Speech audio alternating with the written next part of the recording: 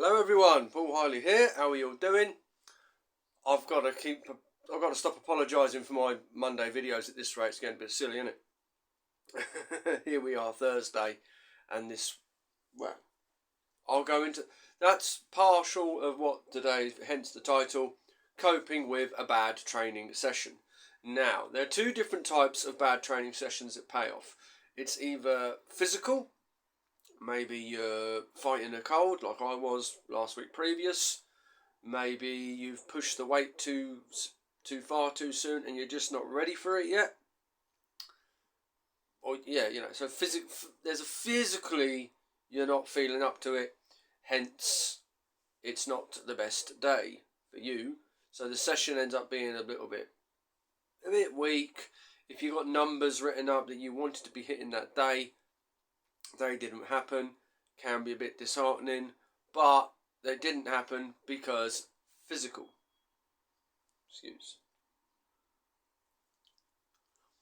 Yeah. Physically a bad session. The second one, which I personally think is a bit harder,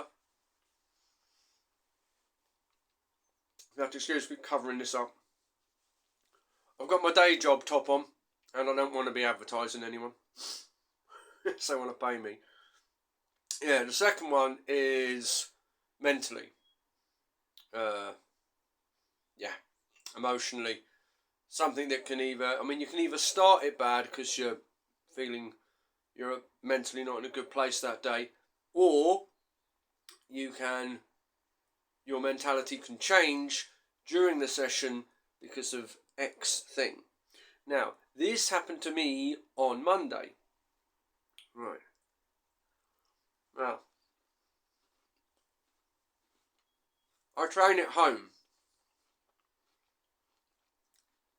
as you can tell. I've always trained at home. I did go to a gym when I was about 15. It was a stone's throw from where my parents lived, so I had maybe one day in a week I'd go to the gym. But yeah, other than that, I've trained at home. I've always trained at home. Space limitations granted. It's going to be a bit awkward to try and train for events, for example, an Atlas stone or something. I do have a sandbag in my room, so I can practice some sandbag carries, throws, whatnot. Very tempted to buy myself an axle bar soon. It's obviously there's a whole different, opens up a new different realm if you're deadlifting on an axle bar as opposed to a standard. But yeah, so I train at home, and I have got 4 children. Now, on this particular day, this was day one, so this for me would have been back day. So first focus lift was my deadlift for weight, letting the weight bump up now. The reps are going down,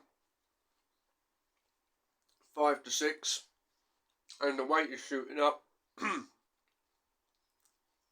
to account for the less, So definitely focusing.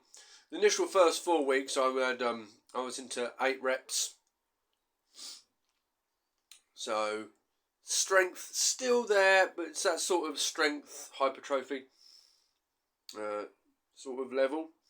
Now is focusing more on strength, so your central nervous system now.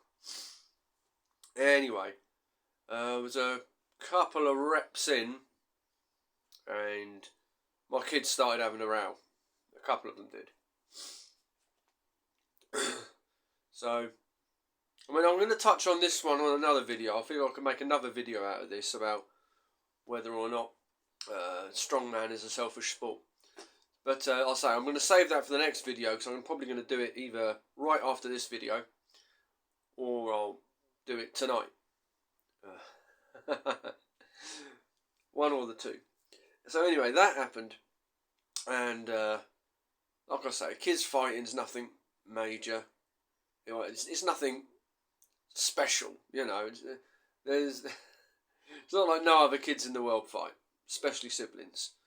So I was like, no, ignore it, flush it out, and it got a bit worse, and I ended up getting angry, as you do. Went out, helped the wife with like try and calm down the situation. It didn't calm down very much. So yeah, my obviously my focus shifted from lifting to listening to how bad the kids were carrying on. So I didn't get the 6 reps I wanted in each working set on my deadlift, so I ended up adding another set, filling in the gaps of the reps that I've missed here and there. So that wasn't too bad. That was okay, but like I say, mentally it had shifted my focus. So yeah, ended up feeling a little bit crap, if I'm perfectly honest. So the rest of the accessory exercises, they went okay. But they were okay. They were just okay. You know, they weren't the level I wanted them to be at this point. In comparison with how my other previous workouts had worked. You know, emotionally how the workouts had worked. So it wasn't really a good one. I think a lot of people will tell you, if you have a bad training session at the gym that started good but ended bad, that's your day. Grumped out, angry that you got angry, then you get upset that you got angry, then you get emotional because you got angry, and yeah, it can be very disheartening, to say the least. Now, of course, how do you cope with bad sessions? Well, first, finish the session. If the issue is an emotional problem and not a physical problem, finish your session. If for whatever reason you feel like you just can't do it, then instead of doing your 10 reps for 3 sets, as an example, do 3 sets, 10 reps, do 10 sets of 3 reps or whatever, you know, mix it up but get the reps in. Obviously, if you were set for 10 reps and you ended up only performing 4 or 5, still at a lighter weight because it's an accessory exercise, not your main strength exercise based for the day. Yeah, it can feel a bit rubbish. I mean, sometimes you just can't finish it. Other times you can. What people need to bear in mind, those who don't lift for strength, a lot of people just lift for aesthetics. Now, I'm not saying you can't lift heavy weights just if you're looking for aesthetics. You know, your heavyweight bodybuilders, you know, they don't get to the size they get at lifting really light weights. I mean, there are ways and means that things can be done, but they're still probably lifting relatively heavy. With what I've noticed, if you're aiming for less reps for heavier weight, I mean, that sort of training your muscles will be affected by it. You know, they potentially will grow. But initially, your main focus is on your central nervous system. So that's, you know, your brain charging through. And the focus you need at that given moment, it's like, don't talk to me. You can count my reps if you like, but other than that, do not talk to me. I cannot respond. When I was following a more bodybuilding style circuit, so doing 3 sets of 10 reps, I could probably hold down a conversation because I'd be able to concentrate on what the person was saying while I was lifting. Because when you're training for hypertrophy, that is, you're just thinking mind, muscle, contract, contract, contract. You then compare that that one-arm dumbbell curl, bicep curl with 75% of my 1 rep max on a deadlift. You're talking on a different plane.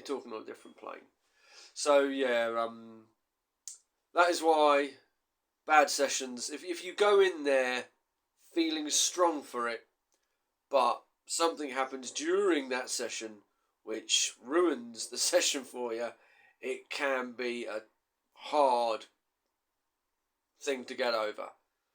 Normally, for me, if I'm honest, it can be a couple of hours or so. It depends what happens during the rest of the day, because like I say, I didn't get 6 reps on each of the sets, so I had to add a 5th set with the missing reps because I didn't want to lose the volume for the day.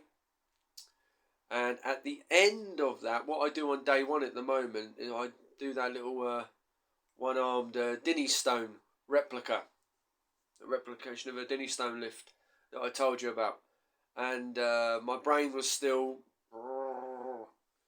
and came down to it, and I just couldn't get the grip on it. Couldn't get the grip on it at all. Not in the left hand anyway. And even in my right hand, I was like, right, okay, fine. I was like, I'll just do one arm.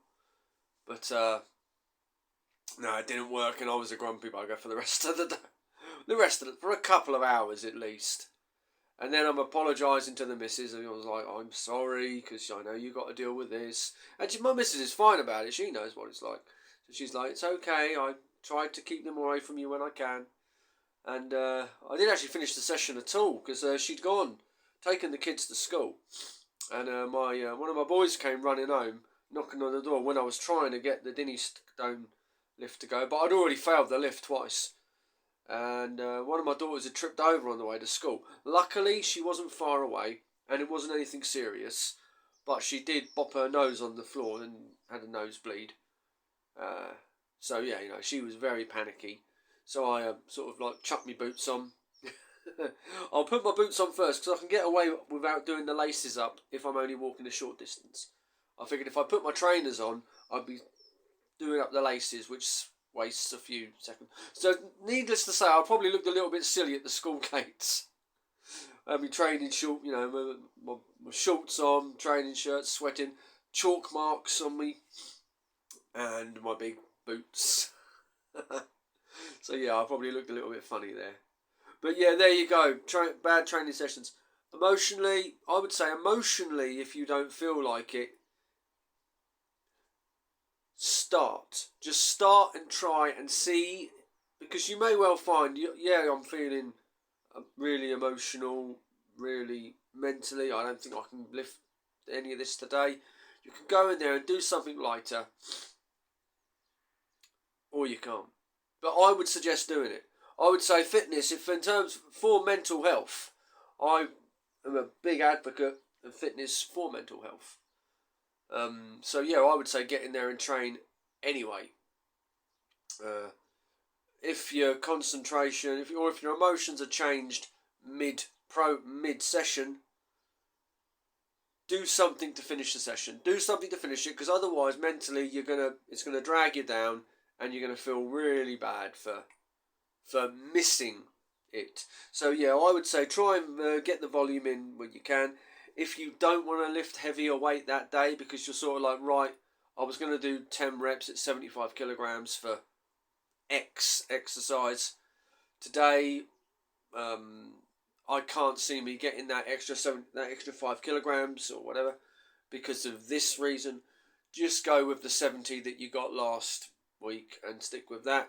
And if you can't get all the reps, add that extra set in at the end. Because yeah, it's a tough one. It's a tough one. If you go in one way and halfway through the session or near the beginning of the session, it's like, well, there you go, cope with this. There you go. But yeah, finish your session, I would say. I would say finish your session. If physically you are capable of finishing your session, finish your session. If emotionally you don't feel capable, just know in yourself how much worse you're going to feel if you don't finish your session. So finish the session. Add an extra working set if you have to, if you can't get the amount of reps you want in each set. Sacrifice an exercise for the day. I sacrificed the Dinny Stone replica for the day then because I didn't have a choice in the end. I had to go help my daughter. But yeah, sacrifice an exercise if you feel you can. If it's just essentially just an extra exercise that you've chucked in, let it go, or add an extra set. But keep lifting. That's the main thing. Right, well, I'll leave you as I leave you. Keep strong, happy, and healthy. And yeah, I'll do another video quite soon.